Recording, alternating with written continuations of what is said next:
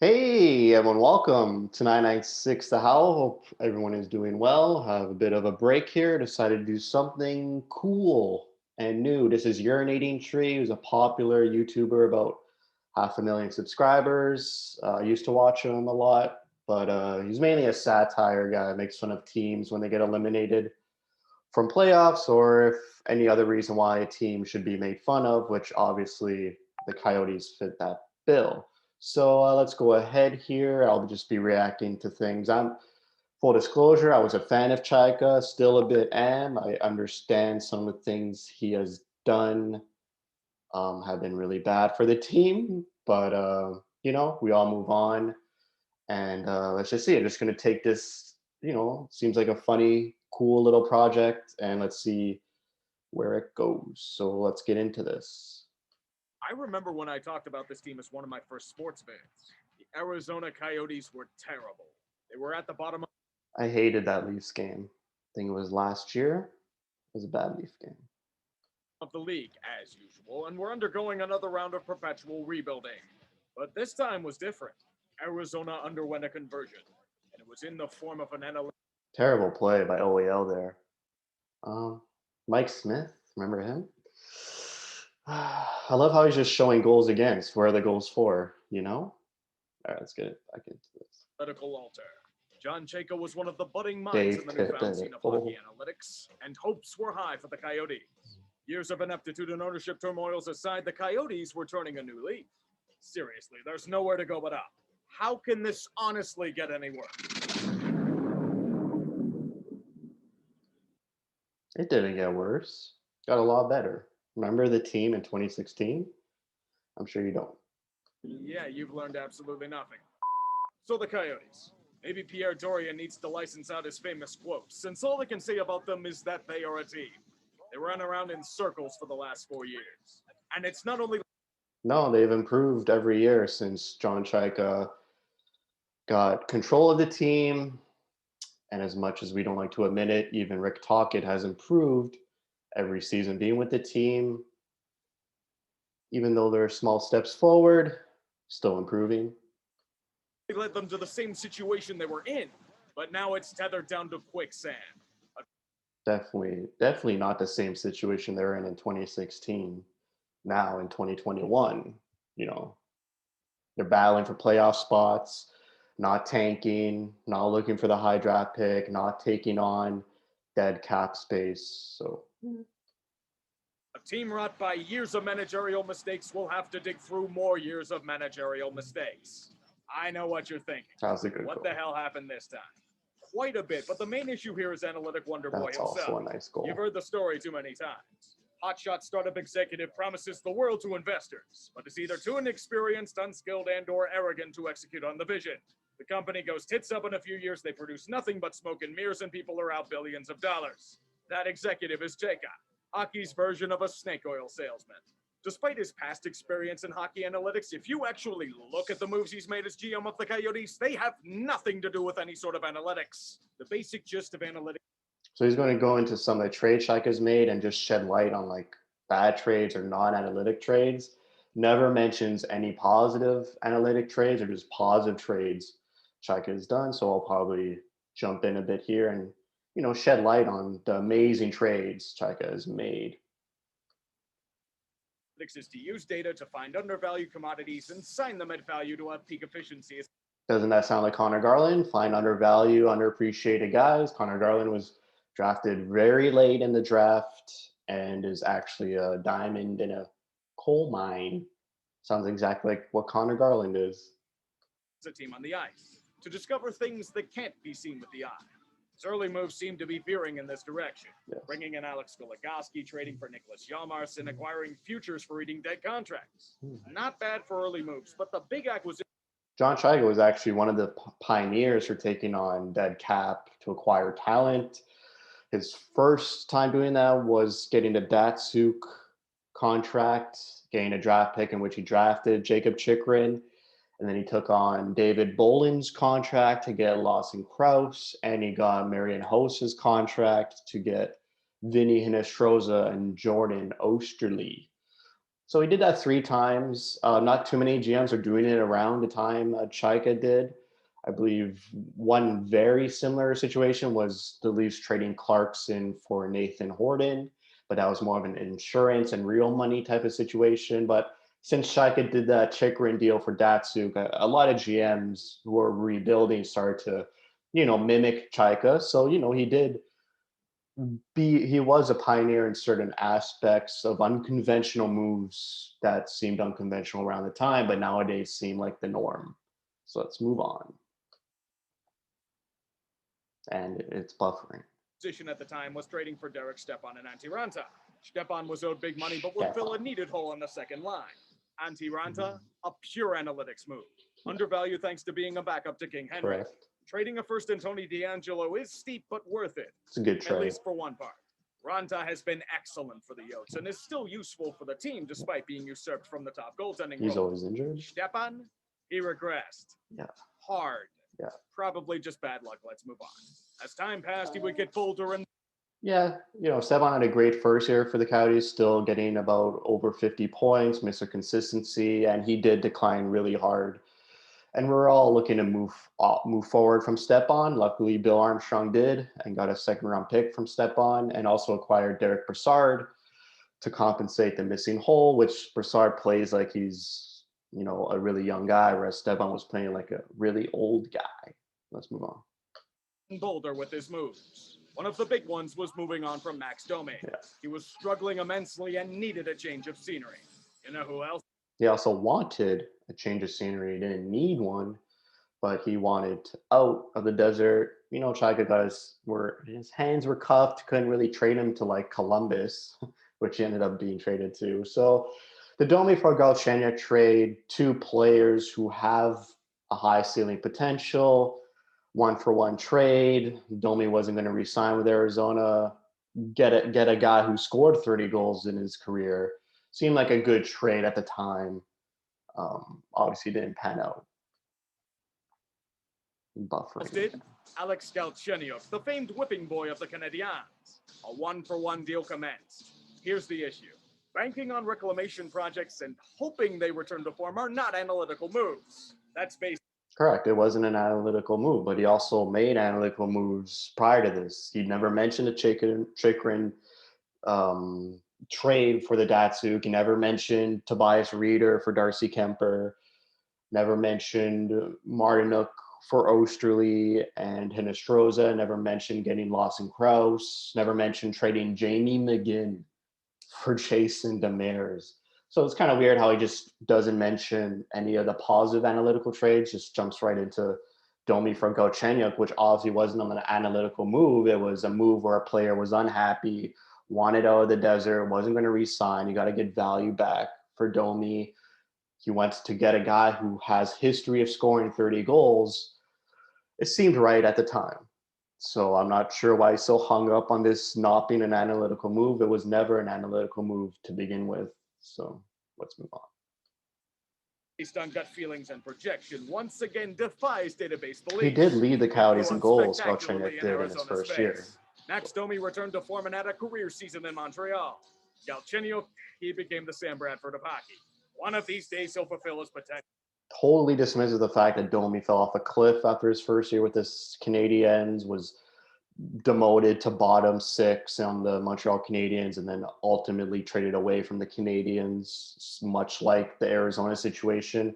He'll do the same thing with Dylan Strome, where he'll say they went off to better pastures and lit up the league, and then totally ignores the fact that they both fell off a cliff after their first season. So I just felt that like it's kind of being about being biased. Obviously, you can say Domi had a great first year, but he's since fell off the face of the earth. He has 1 goal with Columbus in what they played about 6 or 7 games now.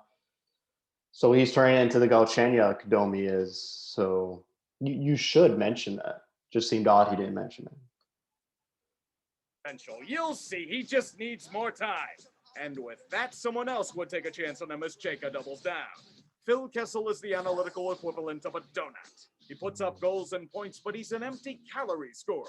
He's useless in 2 of the 3 zones. He requires a shit ton of power play time, and he goes through long stretches where he's invisible on the ice. Yeah. The base numbers look good, but they're hollow.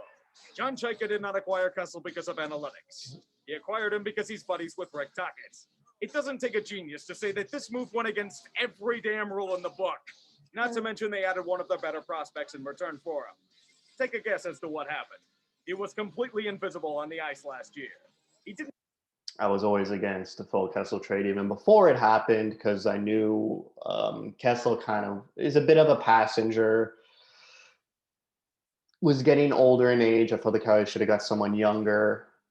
But again, Galchenyuk going to Pittsburgh turned into nothing and then was ultimately traded to Minnesota, who he did nothing for, and is now on the Ottawa Senators getting benched some nights. So yeah, it's good. Obviously, it's way better that Coyotes moved on from Galchenyuk because he turned into a nothing commodity. He obviously got Phil Kessel because of his ties to Rick Tocchet. He never claimed it was an analytical move. We all knew it wasn't an analytical move. He has made other analytical moves, which Urinating Tree refuses to talk about. He just sheds light on the Domi trade, the Kessel trade. The Strom trade may have some analytical truth to it, but it just seems odd he picks two trades that obviously weren't analytical and then just say he's never made analytical moves. But I agree that Kessel was not an analytical move. It was a move because of Rick Tocchet, which I disagreed with from the beginning. Still not a huge fan of Kessel, but he's scoring, he's not scoring in Kessel ways, but they don't say how you got them. They just say how many. Didn't even put up points, he just took up space.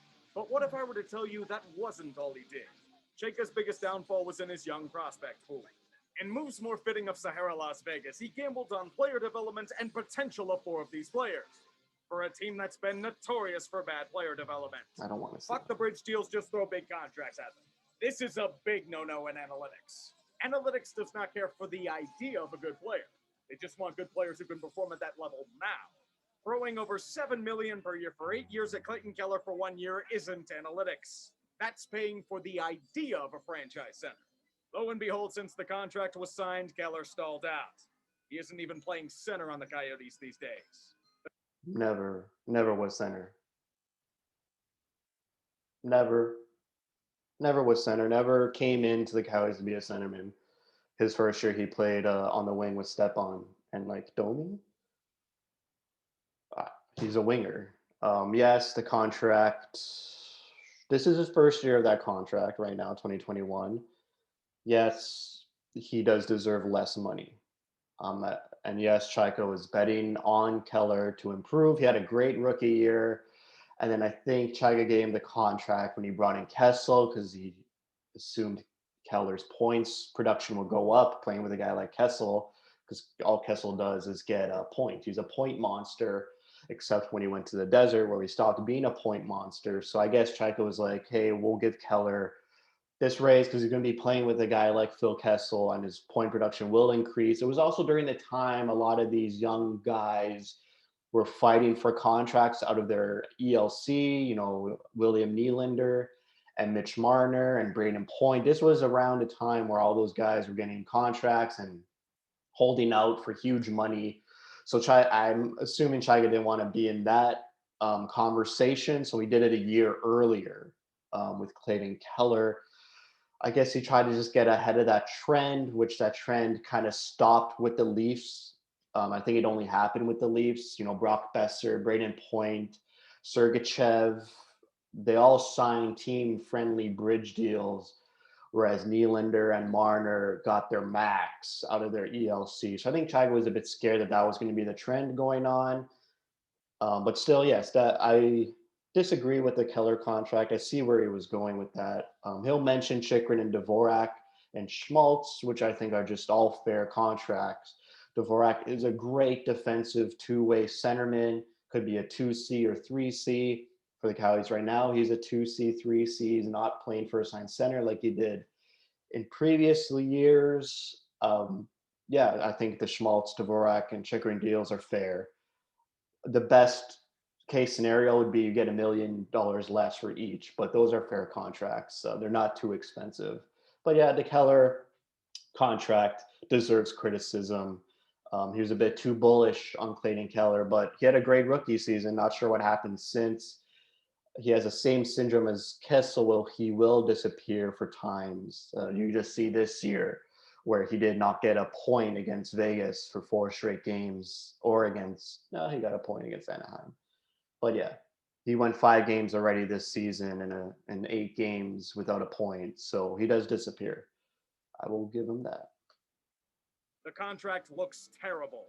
Nick Schmaltz and Christian Dvorak were extended long term on the idea that they would become top flight forwards, not what they were at the time of signing. Schmaltz led the team in points last season. Schmaltz is good. You know, when you start talking about these contracts, you kind of like, these are fair contracts. Schmaltz led the team in points, which you want him to do. Obviously, they're not a lot of points, but you got to shift the conversation once that happens to the coach. If Chaika is like, I think Schmaltz is going to be our leading offensive forward, and then he does do that, but it's not high enough, then you move on to the coach. So Chaika obviously loved Schmaltz. He said when he acquired him, he's been looking at him for so long. We all wanted Schmaltz to be a top line, top three forward and lead this team, and he has done that. So just because the totals aren't high enough, maybe that's a conversation for the coach and not the GM. Buffering? Buffering. Speaking of Schmaltz, Dylan Strome was incredibly underwhelming in Arizona, yet immediately panned out when he was traded to Chicago. Seems to be a trend. The only one of these extensions that panned out was Jacob Chitrin, and that Like again, I said this earlier, totally disregards the fact that Dylan Strome just stopped producing after that first season, and Schmaltz has produced more than Strome in the past season and a half. The same with Domi. They go into a new team, they're invigorated, they have so much energy. He doesn't even mention Brendan Perlini, who doesn't even play in the NHL anymore. But yeah, Domi and Strome had amazing first season with their new team based on whatever it was, playing with way better teammates. I agree with just that new energy, less pressure to defend because Talkett is such a defensive first guy. So going on a new team where you kind of just let go of that defensive side and just focus on offense. And then in following years, the coach will be like, hey, kind of work on your defense a bit. And then they fall off, stop producing. Not sure why Urinating Tree doesn't mention the dismal falls of Strome and Domi and just sheds lights on their stellar first seasons. So odd, a bit odd. that's because he's developed properly. More shocking than Chaika's actions. The only one worth extending to a huge deal at the time of signing was Oliver Ekman-Larsson, mostly due to his performance being worth it. These kind of defensemen don't grow on trees, and he was rewarded for it, as analytics justifies. So I may be saying this with some hesitation. There's a good reason for it. OEL, since the time pen was put to paper, has suffered massive, massive, massive regression. True. Even for not being 30, it looks to be one of the worst contracts in hockey at this time. It's gotten so bad that Arizona tried to offload him this offseason, but they demanded too much and nobody bit. Yeah. Even for Vancouver or Boston, they don't want to risk a huge cap hit on the idea of a top pairing defenseman. There are cheaper and arguably better options on the open market, which leads to the most damning indictment. We're still halfway through the video. It's going to be a long one. Sorry, folks. Yes, Oliver's offensive production has decreased to a halt. Actually, he got 3 points in the game he was injured this season. Oliver Ekman-Larsson is still a top defender. I look to him to solidify our D corps. He's an amazing defender, amazing on the PK, and we all feel his presence missing against the Vegas series and against Anaheim. Yes, we're not looking to produce anymore, but he still has that offensive IQ to, find shots to the goalie, find players in the offensive zone. He's a great passer. We're not looking to him for his 15 goals, 20 goals anymore. He's aged into a very defensive defenseman. He's a leader off the ice. He's loyal to the team. So sure, it's an expensive contract that fortunately won't hurt us starting now. It hurt us last offseason. But yeah, I agree. His production really fell. But not extending Ekman-Larsson at the time. He was obviously going to be captain. You needed to sign him and lock him up. I feel like Chaika, a lot of these contracts they're a bit overinflated just due to the fact that Chaika needed to create um, an atmosphere and environment where players are staying on Arizona. You know, players aren't leaving here and there. So he needed to lock up a core, and a core of Schmaltz, Keller, Dvorak, Chikrin, and OEL seems like a core you could build on. Sure, some of those are a bit expensive by a couple mil, Keller and Ekman Larson, obviously. So those are just bullets you have to bite. But he needed to solidify a core in Arizona because we went into the when he went into Arizona, there was no core. The team was falling apart. So he established a core, had to sign the contracts to make him stay, and yeah, and they wanted to trade Oliver Ekman Larson because of the high cap hit. Luckily, it never went through, which is good on Bill Armstrong, not selling at a unfavorable position. And I'm sure Vancouver and Boston want OEL on their team, especially Vancouver, who were 2-5 heading into a 3-game series with Ottawa, in which they won all three against a terrible team, the Ottawa Senators. I'm sure Vancouver is really needing of OEL. So yeah, OEL is a good guy. His contract's not terrible yet, but there are obviously more terrible contracts. Jeff Skinner, just to name one. Yeah, it's a bit expensive. Buffering? Indictment of Chaika's tenure as a so-called analytical guru. They're slammed up against the salary cap. A team that is in the middle of a rebuild and was floating near the cap floor a few years ago should not be locked into this kind of borderline cap hell. Even worse, the Coyotes. Everyone's saying it's an on-cap hell. Like literally in 4 months, they have the most cap space ever. Like all their veteran contracts are up. Goligoski, Demers, Jalmerson, Ranta, the host of contracts off the books. Like they're not in cap hell. Um, I hate when people mention the Coyotes are up against the cap. They literally are, yeah, right now. But like this offseason, Bill Armstrong is going to have so much to work with and be able to make the moves he wants to improve this team. They're not cap strapped at all. The only negative for being at the cap right now was re-signing Taylor Hall. Do we want to re-sign Taylor Hall? Maybe. But even then, Hall only signed a 1-year contract. So in the summer, if Bill Armstrong wants to sign Taylor Hall, he is able to because he has the space. So they didn't like. That's the only like negative I found this offseason, that just passed, was they weren't able to retain Hall. Whether that was good or bad is left up to discussion. But they also have another crack at Hall this upcoming offseason because he only signed a 1-year contract. So, wait a minute, Hall could come back. I'm just, spitballing here. I'm just saying, like, the situation isn't as dire as he's making it seem because, once again, like I just said, the only negative to being cap strapped this previous offseason was not being able to re-sign Hall, but they have another chance of doing that this upcoming season, offseason, where they have a lot of space. So they could rectify that. If they should or shouldn't is a discussion. I don't think they should, but just saying. Coyotes have trouble scoring goals and have to rely on goaltending playing balls out to win games. This isn't sustainable. This is the kind of shit you'd expect from Chiarelli, not a proclaimed analytics guy. The previous season might fool you a bit since they won a playoff series for the first time in over 3,000 days. Darcy Kemper, a Chaika acquisition played out of his fucking mind. They might re-sign their new acquisition in Taylor Hall, their biggest buy on the market in years. I'd share your optimism, but the team suffered a hard collapse deep into February, and the only reason they made the playoffs was due to a pandemic. They wouldn't have been here in a traditional season. Also, Correct. They only made the playoffs because of COVID, but that was a reality they were dealt with. They took a huge dive once they acquired Taylor Hall due to the fact that Darcy Kemper was injured the rest of the season in Hall's second game of being with the team. And also, I don't think this team should have gotten Hall. I mean, it was a shoot your shot moment for John Chaika, a ballsy trade. But this team, once Hall was brought into the mix, just looked at Taylor Hall to do everything. And then the responsibility kind of dripped off the shoulders and backs of guys like Keller and Schmaltz and Garland, which now in this season, those players have no one else to lean on. It's up to them to actually drive the offense, which at times it was good. They scored 5 against San Jose and 5 against Vegas.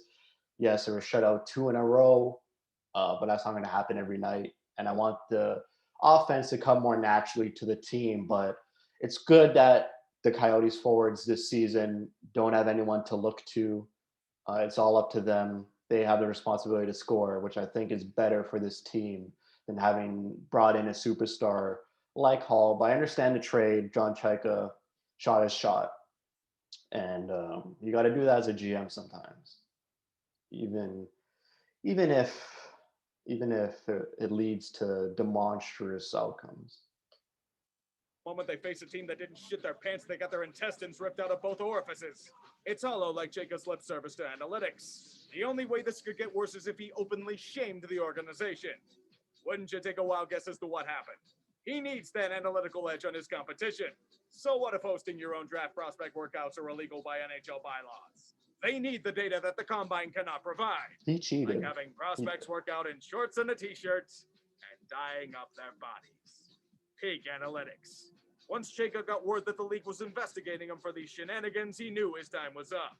He may have just been extended by the team, doesn't matter. He got the fuck out of Dodge before the hammer could fall on him. It's the mark of a grifter. And Now that's not confirmed. I'm assuming as well as Urinating Tree is assuming that obviously the ownership and Chaika were talking about the situation at hand. The ownership caught wind that they were going to be penalized by the NHL. So obviously had conversations with Chaika.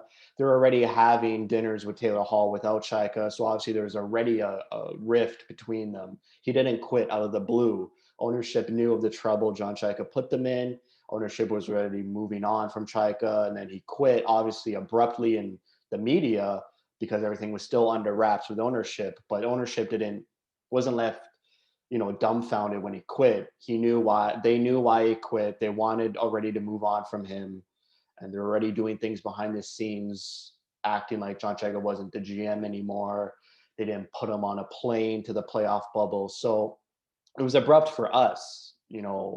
Public information was abrupt, but behind the scenes, John Chaika didn't just leave and the ownership was like, why are you leaving? They knew exactly why he was leaving. They knew of all the shenanigans he did with the drafts. So I didn't think he quit on the team. I'm pretty sure ownership, kind of fired. It was like fired and quitting at the same time. John Chaika accepted another job offer, a job opportunity in which ownership knew about because they allowed John Chaika to interview for that job. So obviously he didn't abruptly quit. Ownership knew about everything. They're already moving past him. It was either he quit or was fired. It was the same thing, and just the wording of it by a certain publication said Chaika quit. But it was they both moved on, whether he fired or quit. Ownership wanted to move on from Chaika before it was made public that he quit the team. So it wasn't like he just dipped and the ownership didn't know what was going on. They knew everything. Chaika played it to perfection. Arizona was punished hard, losing a second-round pick in 2020 and their first in 2021. They had traded their first in 2020 for Taylor Hall, and their third that year for Carl Soderberg. I That's reckon a analytics non-factor. didn't I like don't this even know why I outcome either. mentioned that. But at least the ownership situation is solid for once. Alex Morello was openly vetted by Bettman as a stable cornerstone of the franchise. Even better, it makes inroads with the Latino community, so new paths to fandom are open. What happened here? Nothing much, just a pandemic that fucked over a good few industries. Bad luck for Morello, a good chunk of his money and revenue is based in casinos. Guess what's taken a beating since COVID? Casinos. Vegas has had some stiff restrictions as well, so it's a lot like being shanked and gutted in a public display. It affected the Coyotes. Throughout their time in the bubble, there were grumblings of delays in payments of per diems and bonuses to players. That was bad optics. Regardless of but they corrected circumstance, it's a terrible look. And it might not get any better until the country fully reopens and people go out in droves again. Now, the only way this could get worse is if they draft a literal piece of shit with their first pick in the draft. I'll give you a few moments to guess as to what happened. Mitchell Miller isn't just any plain old piece of shit. He's a guy who physically and psychologically tormented a black disabled kid for years. When you are summoned to juvenile court for said dehumanization, all pity is off the table. The dude hasn't even shown remorse for his actions. And he had been taken off more than a few teams' draft boards as a result. I think that was a big thing. not apologizing personally to the family. I think that was a huge thing. Obviously, what he did was terrible, but yeah, when you're in this situation where you don't have a pick into the fourth round, you want to pick the best player available. Yes, the Coyotes were hoping it could be all swept under the rug, but obviously that was a bad move, and they since rectified it. I'm sure we'll talk about it here. Fault. The Coyotes still drafted him. Once the story took off, they would try to say they didn't know and they were in turmoil because Chaika True. fucked off and they were looking for a GM. Bullshit. It was known from the beginning. Miller apologized to every NHL team before the combine and interviews took place. Mhm. So thanks to the predictable backlash, make that 4 draft picks pissed away by Arizona in 2020. I see they put as much lip service into progressivism as they do analytics. As for Soderberg and Howl, they didn't have the cap space to bring them back. They're gone. We all knew Soderbergh wasn't coming back. We all knew that was a one-time thing. He was getting $5 million, and he didn't sign with his new team, Chicago, until like the very last week of the offseason. So no other team really wanted him. We all knew he was leaving, and we wouldn't want Soderbergh on his team right now as it is because we've upgraded from him with Johan Larsson and Derek Brassard. So I'm not even sure why Soderbergh's even mentioned. Like a third round pick for 1 year, Soderbergh was fine. He actually did good. He scored like 14, 15 goals, big body in front of the net. He did his job for a third round pick. I thought that's a fine trade. I'm not sure why that's mentioned. Just the same old song and dance these days. With these past few years, the Arizona Coyotes have not only disgraced themselves this time around, they've disgraced an entire league. Their actions have not only given It's a a bit black eye to the dramatic. sport, but they've gone against every single thing they were said to be a proponent of: analytics, progressivism, dignity. John Chaika's tenure was merely one of showmanship. They did make analytical trades. They did hire the first Latino president for an NHL team. So with every bad thing that Urinating Tree mentions, he fails to mention the opposite positive sides of what he's dismissing the Coyotes for. And sweet lies that tasted good on the ears. And his actions locked the team into being a fringe playoff contender with significant damage to fix. Now, if Bill Armstrong can do it or not is to be determined. He somehow got Ottawa to part with a second-round pick for rapidly declining Derek Stepan, so early signs seem Good positive. trade. But the same question remains. Can this team survive in Phoenix? They're still doing a year-to-year lease, and elements out of their control may jeopardize the plan. It's awfully So also the video here, he talks about, oh, let me just, convenient of them being moved to the Central Division when they've been linked to Houston in the past. it's not a coincidence. They're moving to the Central because Seattle is coming in and there's too many Pacific teams, and also the Arizona Coyotes drawing more fans whenever they face Central teams. The revenue increases when Central teams come to Gila River Arena. So that's also why, and also time zones. Arizona doesn't follow the Pacific time zone. So there's a lot of reasons why they're moving to the Central. This being tied to Houston is just, he's just spitballing here. He's just looking for reactions. So I'll stop the video there. After this, he goes on to a sponsor ad thing. So yeah, that's my reaction. He fails everyone. The revisionist, this is my one gripe with everyone talking about the playoffs last season.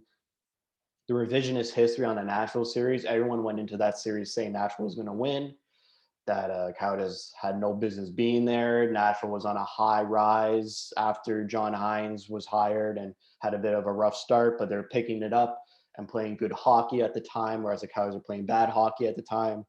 And then in the playoffs, Coyotes just ran with it, beat them 3-1, advanced to the actual playoffs. I feel like no one gives the Coyotes credit for that.